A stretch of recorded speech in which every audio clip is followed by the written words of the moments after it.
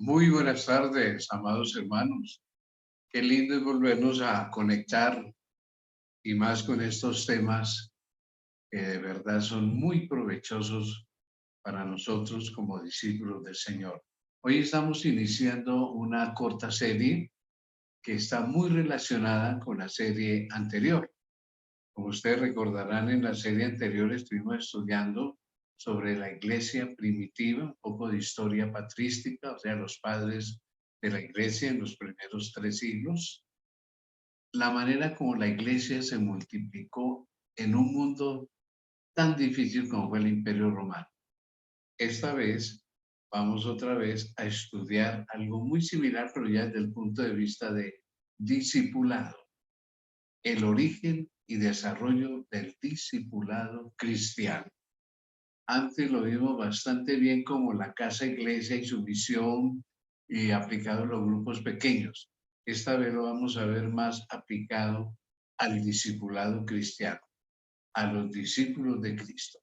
Así que ustedes son bienvenidos a nombre del Ministerio Personal de nuestro ingeniero Ronaldo Alberto Puentes y este servidor Miguel Ángel Puentes a esta serie que seguramente va a continuar siendo una inspiración para nosotros. Como es nuestra costumbre, siempre pedimos la dirección de nuestro Dios para que todo sea una bendición completa. Acompáñenme en donde estén, asuman una actitud de oración. Padre, muchas gracias por estas horas maravillosas del sábado.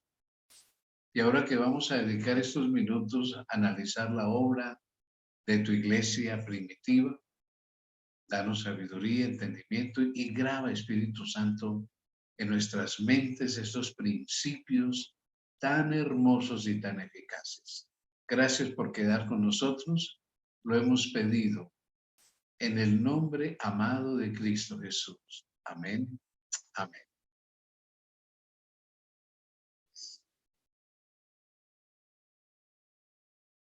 Bien, como estaba mencionando, en nuestra serie anterior estuvimos hablando de la iglesia primitiva y su gran secreto para haber crecido tanto.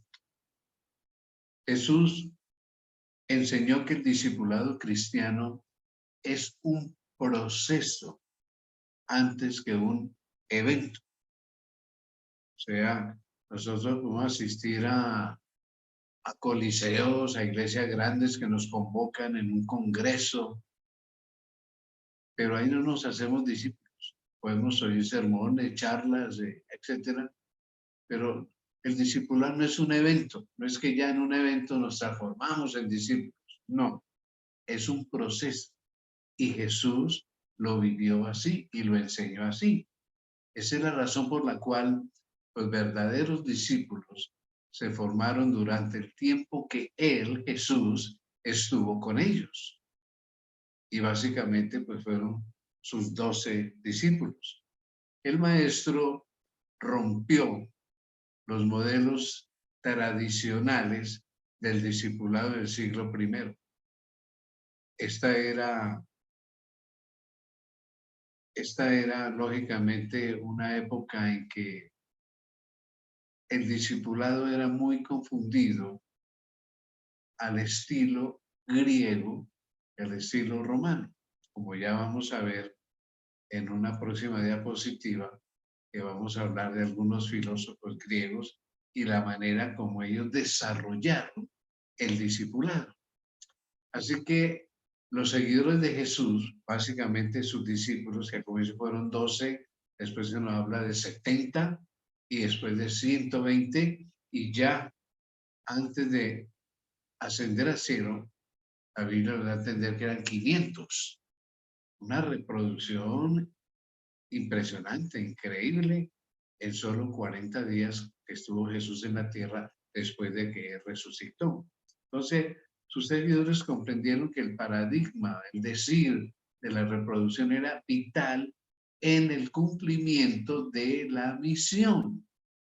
Después de la ascensión de Cristo, pues los discípulos quedaron solos y su primer deber y misión fue enseñarle a los recién convertidos el evangelio a ser discípulos reproductores. Parece como absurdo y contrario a lo que hacemos hoy, ¿no? Que lo primero es doctrinarlos y a veces ni doctrinarlos, bautizarlos. Ellos no. Lo primero que hacen era enseñarles y transformarlos como discípulos reproductores. O sea, que iban a conquistar a otros discípulos. Pongamos en pantalla el secreto para el incontenible avance del cristianismo, que fue justamente convertir a las casas iglesia en un centro de entrenamiento. Y antes de yo seguir con esto, quiero dar crédito a este tema que estoy desarrollando. Básicamente lo he tomado del doctor Julio Juárez, quien es un escritor y un investigador increíble de la iglesia primitiva, de sus metodologías evangelísticas. Entonces, él escribe un libro que se llama así, El origen y desarrollo del discipulado cristiano, y este servidor le ha dado una adaptación a la actualidad nuestra en la iglesia de Maranata y en otras iglesias que se nos están uniendo para enterarse de estos contenidos. Así que el doctor Julio Juárez, para quienes no lo conocen, es un pastor y maestro de teología en la Iglesia Adventista por más de 30 años. Actualmente él está radicado en Estados Unidos, pero es un investigador extraordinario. Claro, siempre en Norteamérica uno tiene muchos accesos a la investigación. Esto nos estimula a ser investigadores. Bien, estaba hablando yo del secreto para este incontenible avance del cristianismo. Y es que justamente este secreto fue el de convertir las casas iglesias en centros de entrenamiento, no de doctrinamiento, suena raro, de entrenamiento antes que un lugar de entretenimiento, con mucho culto, con mucha doctrina. Suena raro, pero así fue. Lo primero era justamente convertir las casas de iglesia en un centro de entrenamiento. Ahora, la estrategia original, ¿cuál fue? Que la casa iglesia fue justamente para los primeros seguidores de Jesús el ministerio, el discipulado de todos los creyentes.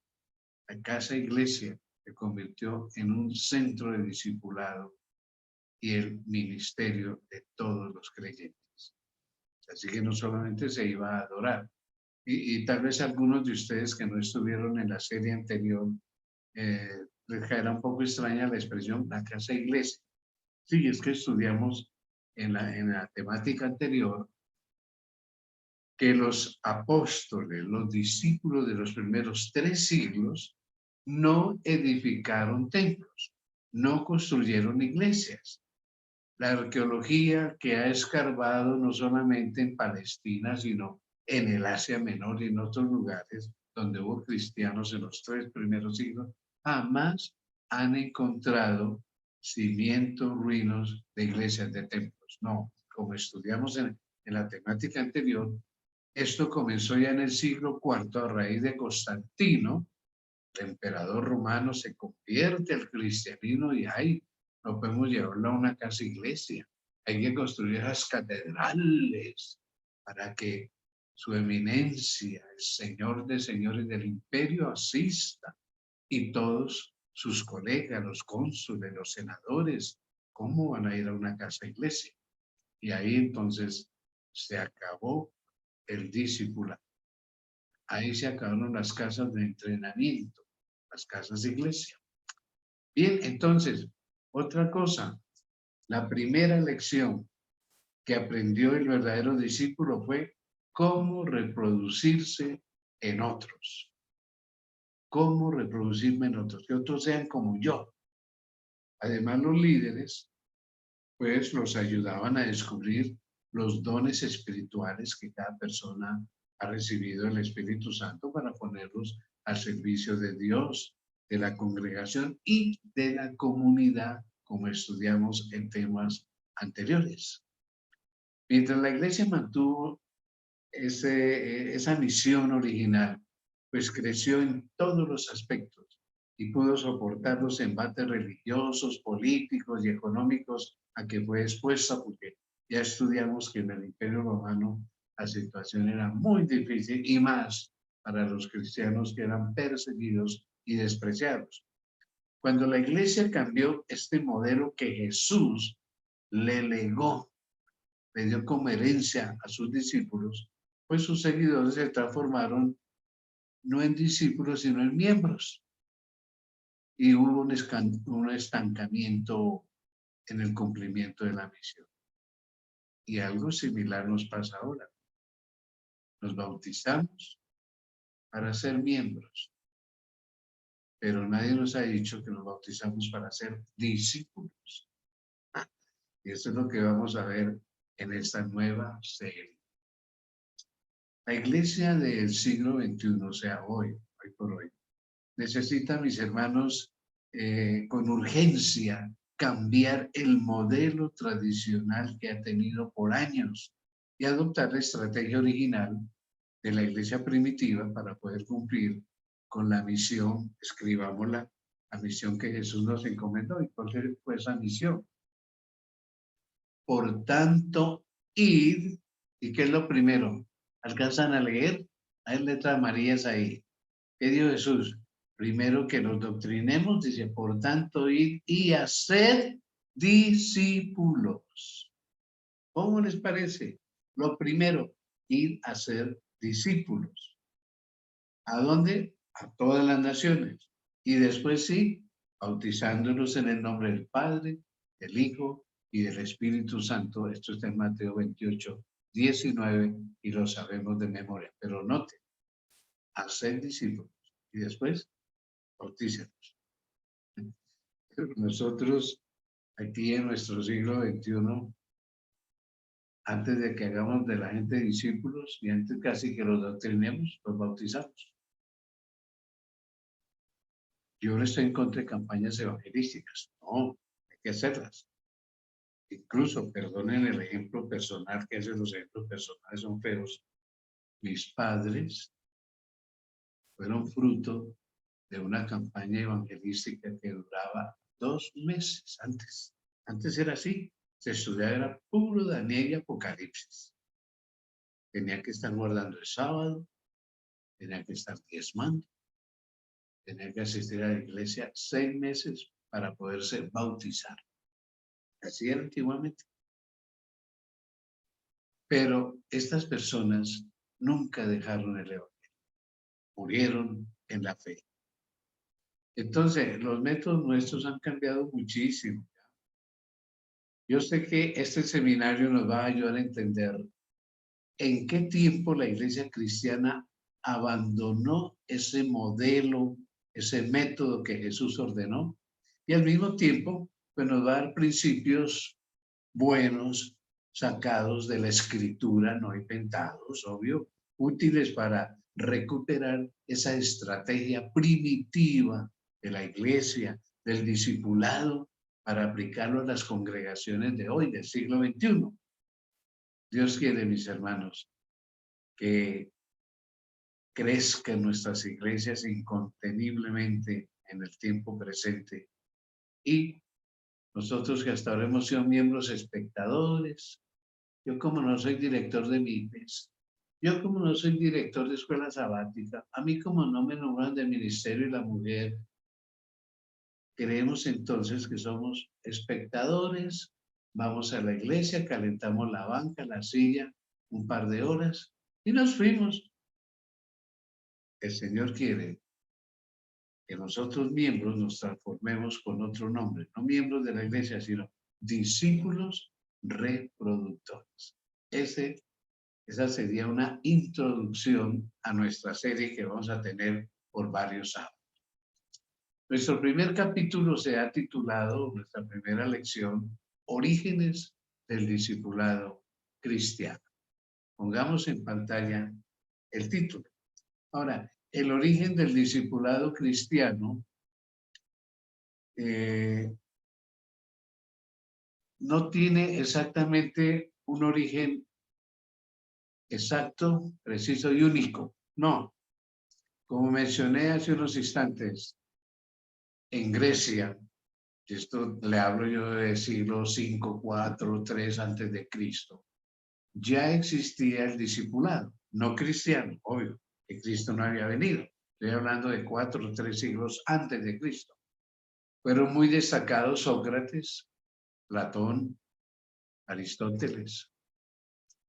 Estos grandes filósofos se rodeaban de jóvenes que absorbían sus teorías, sus exposiciones. Tal es el caso, por ejemplo, de Platón. Platón tuvo como discípulo a Aristóteles. Y la historia cuenta, ¿no? Estos maestros iban con los alumnos por todas partes. Dormían en el campo, dormían en las plazas, comían lo que aparecía, lo que conseguían. Y hay relatos tristes en los que se mencionan que algunos de estos jóvenes que seguían a estos maestros cayeron en la homosexualidad, enamorados de su maestro, y cayeron en actos de homosexualidad. Entonces, realmente el origen del discipulado está aquí con estos filósofos griegos. Pero en el tiempo de Jesús, Jesús marca una pauta y le da un discipulado diferente a lo que se venía practicando ya en el mundo varios siglos antes. Entonces, Jesús no es el primero en formar discípulos o en tener discípulos a su alrededor. Ya filósofos griegos y romanos lo hacían, pero con el Señor comienza un discipulado muy diferente, ¿ya? Jesús, como lo afirma el Nuevo Testamento, comenzó su ministerio formando discípulos. Él no se rodeó de ellos y de una vez los mandó. No, primero los preparó. Y estos hombres, modelados por el Hijo de Dios, continuaron transmitiendo lo aprendido a los pies de Jesús. Y esa transmisión la hicieron a los nuevos conversos de la naciente iglesia cristiana. Entonces, el discipulado en la iglesia primitiva no era una opción, como lo leemos aquí en pantalla, no era una opción, sino un estilo de vida. Así como tenemos hoy, digamos, el vegetarianismo, el salir a hacer ejercicio, el tomar mucha agua, los 8 remedios naturales, no es una opción, es un estilo de vida. Entonces, quiere decir que el discipulado en la iglesia primitiva, o sea, yo, de nuevo miembro, transformarme en un discípulo, no fue una opción si quiero o no quiero, si me gusta o no me gusta, no. Fue un estilo de vida. Todo el que conocía el Evangelio se transformaba en un discípulo. Es decir, una cultura que afectaba la totalidad del ser de todos los creyentes era el discipulado. La vida y la actividad de la iglesia, mis hermanos, se fundamentaba en el discipulado. Y gracias a esa estrategia, el cristianismo avanzó inconteniblemente e invadió con el Evangelio los rincones más impenetrables del Imperio Romano. Este nuevo estilo religioso irrumpió sigilosamente con determinación en la conquista del mundo para Cristo Jesús. Y si eso dio resultado en el pasado, ¿cómo no va a resultar ahora? Si es una metodología que Jesús inventó, que Jesús nos trajo. Caramba, el Hijo de Dios. Hablemos de los primeros discípulos y notemos esos pasos bíblicos que hay ahí. Los primeros discípulos. Coloquemos el título en pantalla. Probablemente en el otoño del año 27 de nuestra era, que es cuando sabemos por la profecía de los 2300 días que el Mesías es ungido, o sea, bautizado. O sea, al comienzo de su ministerio público, Jesús inicia la obra que le encomendó su Padre, llamando a los primeros discípulos. Juan, en su evangelio, dramáticamente presenta ese momento crucial cuando se encuentra con ellos. Y entonces, aunque está la letra muy pequeñita ahí, pero yo se la voy a leer, Juan escribe su capítulo 1, 35 al 42, lo siguiente. El siguiente día, otra vez estaba Juan, está hablando ahora Juan, el discípulo amado, habla de Juan el Bautista. Estaba Juan y dos de sus discípulos, porque es que Juan el Bautista tuvo discípulos. Y mirando a Jesús que andaba por allí, dijo, he aquí el Cordero de Dios. Y oyeronle los dos discípulos hablar y siguieron a Jesús. Esa era la modalidad de los maestros y sus discípulos. Lo seguían. Y volviendo Jesús y viéndolo seguir, díceles, ¿qué buscáis? Y ellos dijeron, Rabí, que declarado quiere decir maestro. ¿Dónde moras? ¿Dónde vives? Díceles, venid y ved. Vinieron y vieron donde moraba y quedáronse con él aquel día, porque era como la hora de las 10.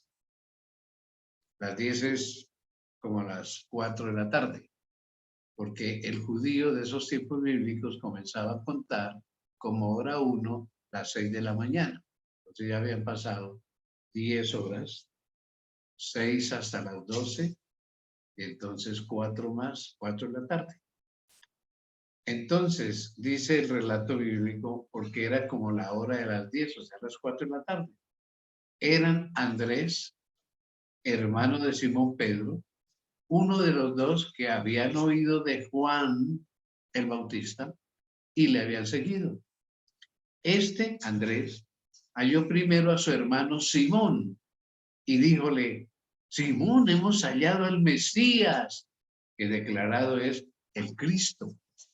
Y le trajo a Jesús. Note, Andrés trae a su hermano a Jesús. Y mirándole Jesús dijo, tú eres Simón, hijo de Jonás. Tú serás llamado Cefas, que quiere decir piedra. Entonces, Simón empieza a llamarse Pedro. Pero noten el proceso, ¿no? Dos siguen a Jesús, se quedan con Jesús. Y ahora uno de ellos dos trae a su hermano. O sea, de inmediato solo oyó unas horas a Jesús y ya se convierte en discípulo. Trae a su hermano. ¿Cómo les parece? Esto es algo portentoso, hermoso en la escritura que uno lee a veces y pasa por alto estos detalles. Ahora, Juan el Bautista testifica a dos de sus discípulos del Cordero de Dios. Miren, ahí viene el Cordero de Dios. Y al instante, estas personas siguieron a Jesús. Cambiar de maestro no es que era común en esos tiempos. Sin embargo, estos dos personajes lo hicieron. Desde el primer momento, estos discípulos, estos individuos, renunciaron a su antiguo mentor, Juan el Bautista, y comenzaron a actuar como discípulos ante Jesús, como le dicen, Rabí, ¿dónde moras? Y la palabra rabí es un término técnico de respeto con el cual el discípulo se aproxima a su maestro. Por mucha razón, hay un investigador de la historia del Nuevo Testamento que se llama Ethan Levine, y él comenta, ¿no?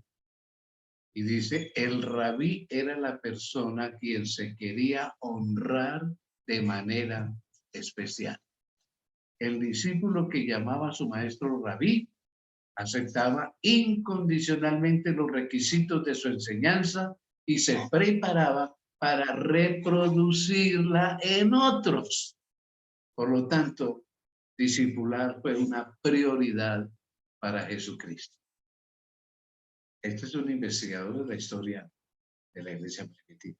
Entonces, era una manera especial de honrar al maestro, decirle rabí, y aceptaba incondicionalmente los requisitos de su enseñanza y se preparaba para reproducir esa enseñanza en otros.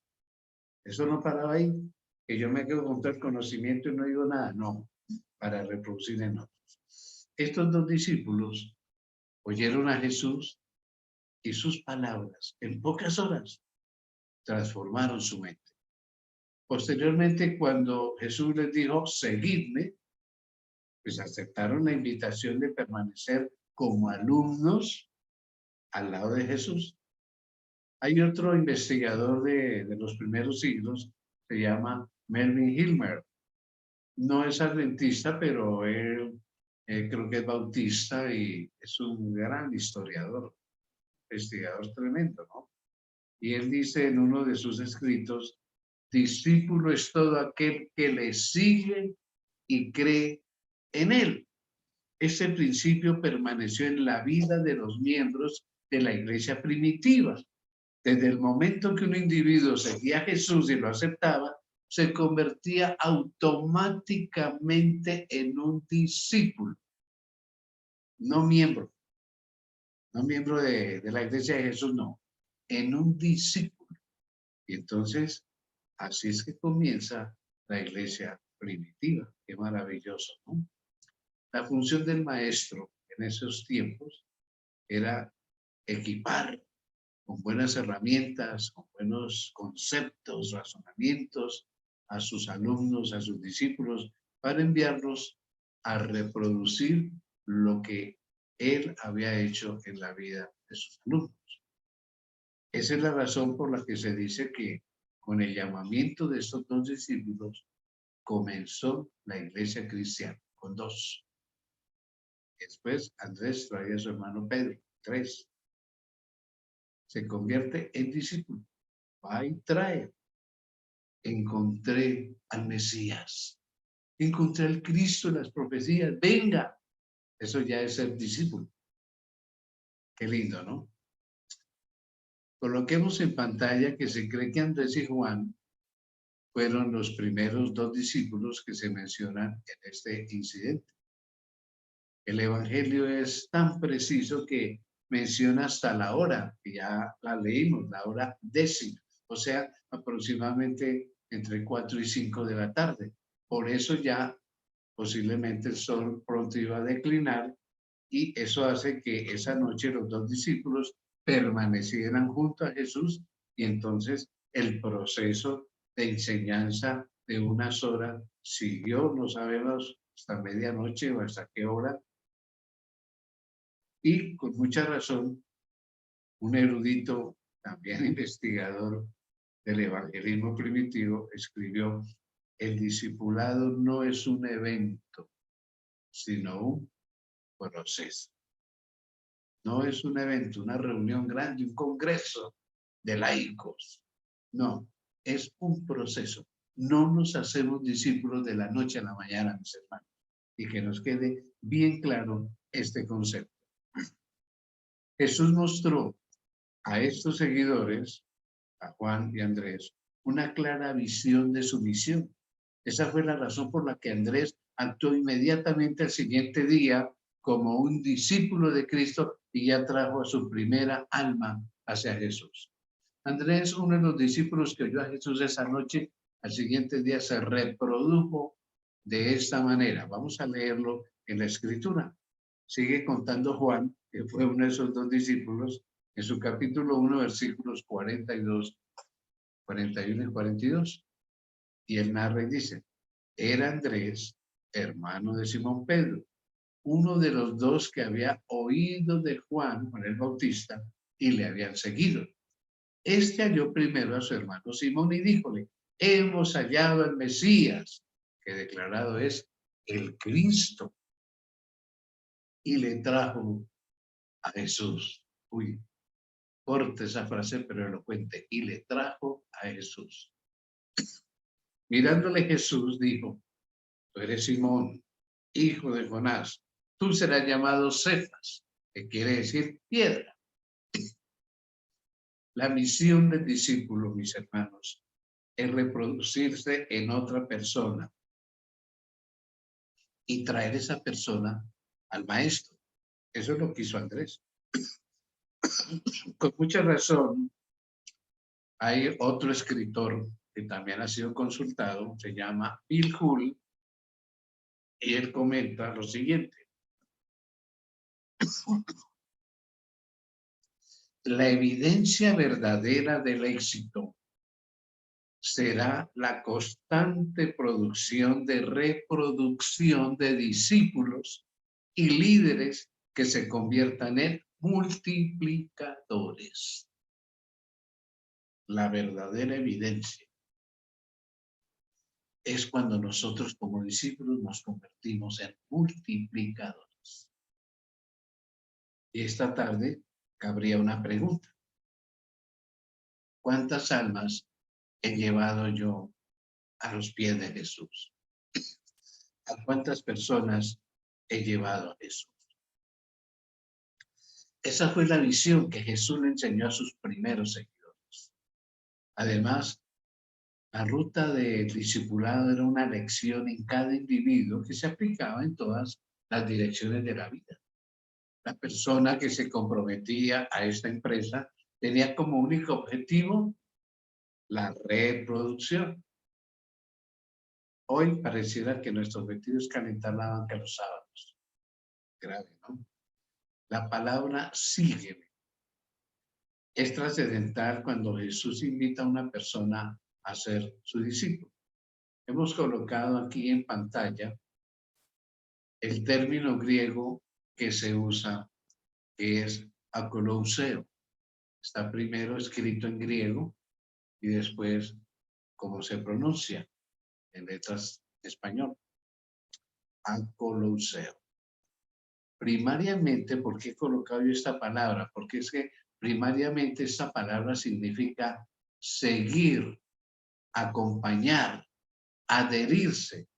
Es el que forma parte de un séquito. Entonces, cuando dice sígueme, significa seguir, acompañar, adherirse, formar parte de mi equipo.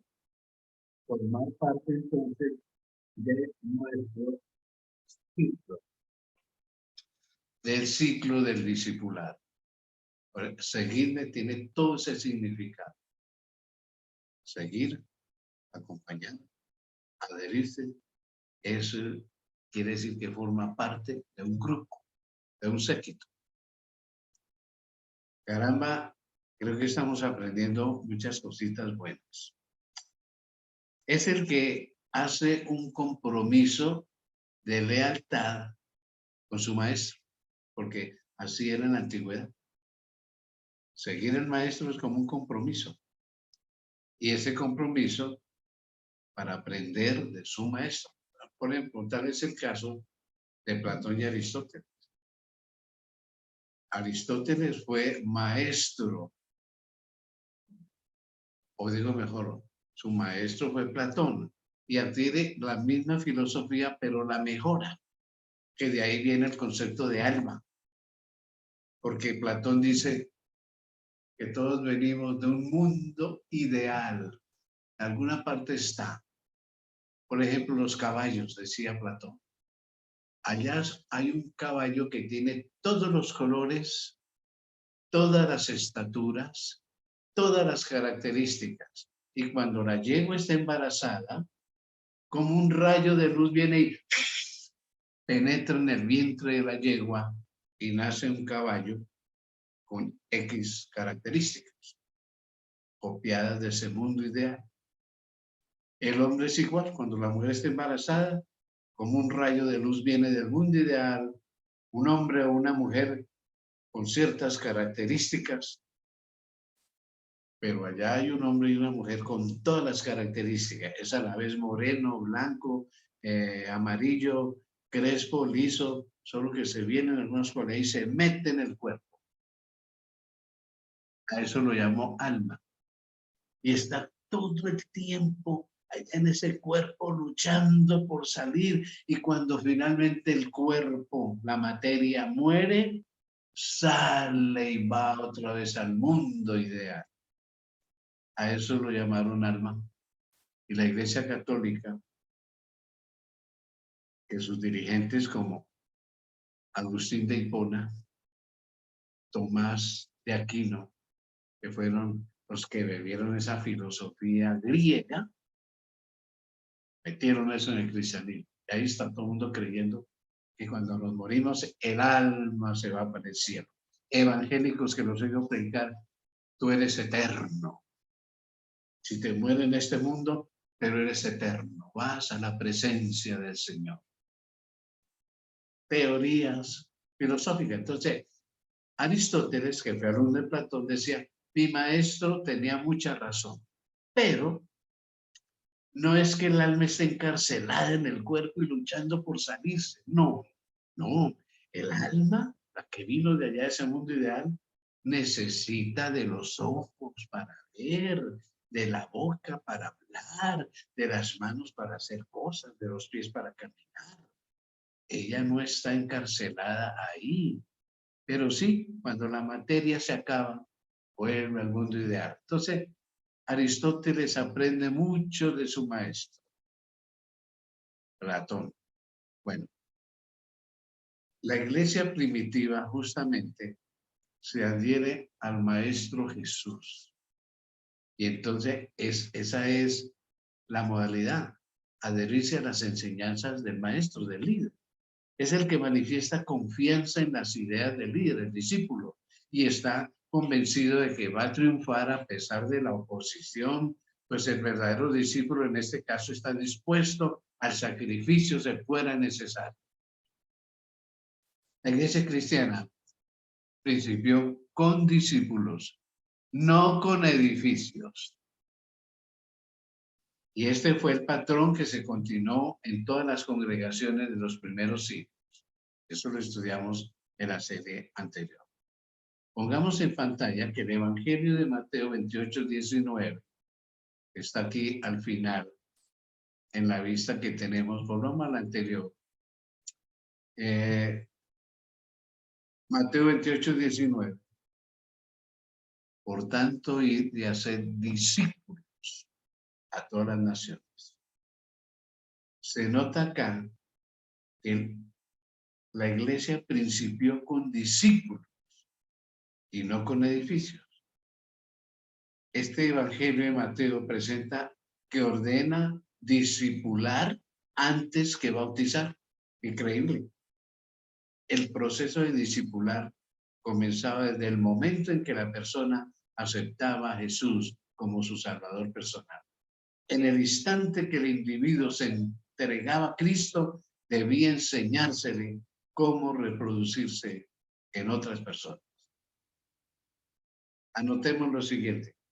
Los seguidores de Cristo aprendieron que la iglesia, por lo que vemos en pantalla, con la estrategia del discipulado, se fortalece, se expande, se multiplica. Los primeros discípulos aprendieron que la misión del maestro era visualizar en cada individuo que escuchaba el evangelio un potencial, un potente discípulo para extender el reino de Dios en todo el mundo. Y así tenemos que hacer nosotros. Ver en cada persona nueva un discípulo que tiene talentos, que tiene una profesión, que puede hacer mucho en la comunidad para atraer a otros. El verdadero propósito de Cristo al formar los primeros discípulos fueron orientados a administrar un sistema en donde la función pastoral fuera vista en esta dimensión. Y lo anotamos ahí con letras grandes. Enseñanza, el líder, ¿no? El pastor. Enseñar, evangelizar y cuidar la congregación. Ese era el trabajo de los líderes en la iglesia primitiva. Enseñar, evangelizar y cuidar de la congregación. El papel del líder era como el de un entrenador que educa a cada jugador para desempeñar un trabajo específico en el campo de juego. En el equipo de Colombia, voy a hablar de fútbol, de la selección Colombia, por eso siempre dicen que el entrenador es el responsable, porque le asigna a cada jugador su lugar y la función como debe jugar. Si el equipo gana, lo hizo bien el entrenador. Si pierden, mal dirigidos. Bueno, al discípulo no se le identificaba por lo que hacía, no, sino más bien lo que realizaba venía como un resultado de lo que él era, un discípulo. El verdadero interés del líder, del apóstol, del pastor, era conectar al nuevo discípulo en los ministerios de la congregación, de los dones que estudiamos en la serie anterior.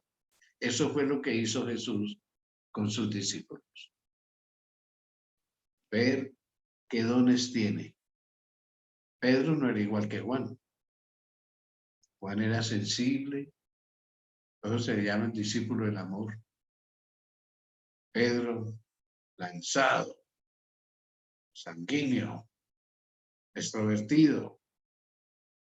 Dios le ha dado a cada persona talentos y maneras diferentes. Y ese discípulo, al reconocer los dones que Dios le ha dado, los pone en función para ganar a otros. Qué lindo, ¿no? La hermana Trinidad Velosa de Palmira me compartió esta semana un video. Realmente no reconozco mucho el origen, pero lo examinamos bien con mi hijo Ronald y lo vamos a colocar aquí en pantalla ya para finalizar nuestra enseñanza de esta tarde. Es sobre el discipulado. Mucha atención, pónganle mucha atención.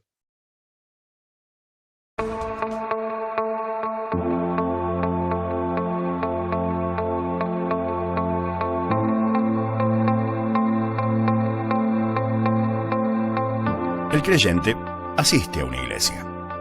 El discípulo entiende qué es la iglesia. El creyente busca que le animen. El discípulo busca siempre animar. El creyente reclama que le visiten. El discípulo visita. El creyente piensa en recibir. El discípulo piensa en dar y servir. El creyente murmura y reclama. El discípulo obedece y actúa. El creyente lee la palabra. El discípulo enseña la palabra. El creyente espera que le oren. El discípulo ora por los demás. El creyente espera que le asignen tareas. El discípulo está listo para asumir responsabilidades. El creyente solo busca sobrevivir. El discípulo está listo para servir. El creyente se entrega en parte. El discípulo entrega su vida entera. Para el creyente, Jesús es Salvador. Para el discípulo, Jesús es Señor. El creyente suma. El discípulo multiplica. Los creyentes son revolucionados por el mundo. Los discípulos revolucionan el mundo. El creyente tiene como meta llegar al cielo. El discípulo tiene como meta ganar almas para el cielo. El creyente espera un avivamiento. El discípulo es parte del avivamiento. El creyente sueña. El discípulo actúa. Todo discípulo es creyente. Pero no todo creyente es discípulo.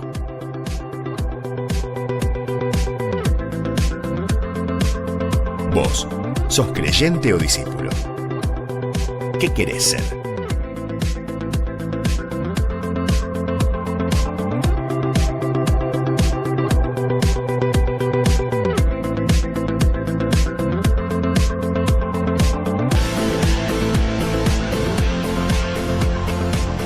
Por tanto, id y haced discípulos a todas las naciones, bautizándolos en el nombre del Padre, y del Hijo, y del Espíritu Santo, enseñándoles que guarden todas las cosas que os he mandado. Mateo capítulo 28, versículos 19 y 20.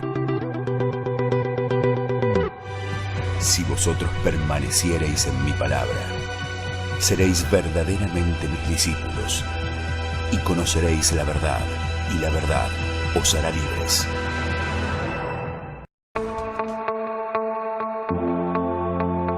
Bien. ¿Cómo les ha parecido este corto video? Creo que resume bastante bien lo que hemos dicho esta tarde. Y aquí la pregunta más importante es esa.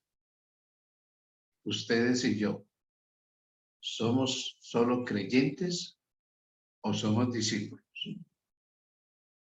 Cada uno en su interior tiene la respuesta. Si somos solo creyentes, ¿podemos transformarnos en discípulos? Por supuesto, claro que sí. Yo les invito a seguir en nuestra serie el próximo sábado a las 4 de la tarde. Y ahora elevemos una oración de gratitud por este tema, a mi parecer, bastante importante. Nuestro Padre, ¿cómo te agradecemos las investigaciones de hijos tuyos respecto a la metodología de Jesús y de tu iglesia primitiva?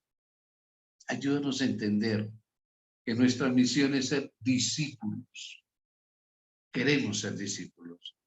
Queremos que tu obra termine pronto porque deseamos que Jesús venga pronto. Este mundo no nos ofrece nada bueno. Guerras, rumores de guerras, hambres, terremotos, pestilencias, inmoralidad. Queremos que Jesús venga pronto, pero sabemos que hay que comunicarle al mundo del amor de Jesús. Gracias por esa temática. Grábala en nuestro corazón, Santo Espíritu de Dios. Lo pedimos en ese nombre que sobre todo nombre, el nombre de Jesús. Amén. Amén. Queremos invitarles para nuestra lección número 2, nuestro próximo tema sobre orígenes del discípulo de Cristo. Los discípulos en el libro de Hechos de los Apóstoles. No podemos perder ese tema. Va a ser sustancioso, indudablemente. Y bien, permítanme saludar a los que han quedado todavía y, lógicamente,